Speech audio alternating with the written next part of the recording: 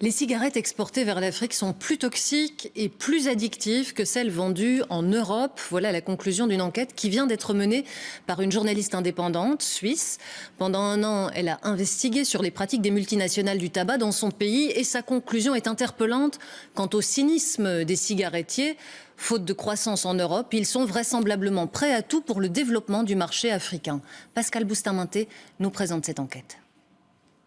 Au centre de l'enquête de Marie Morris, 3 géants de l'industrie du tabac installés en Suisse. Philip Morris, Japan International Tobacco et British American Tobacco. Son intuition, les cigarettes commercialisées en Suisse et celles qui le sont en Afrique sont différentes. J'ai choisi d'aller au Maroc pour mon enquête parce que c'est le pays d'Afrique où le plus de cigarettes suisses sont exportées.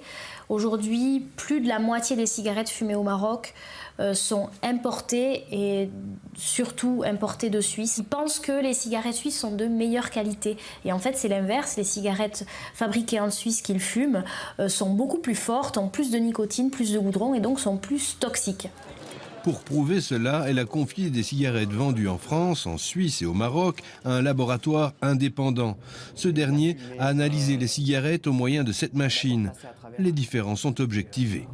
Pour les Winston, nous avons même des cigarettes allant jusqu'à 16 mg de particules totales contre seulement 10 pour celles vendues en France et en Suisse.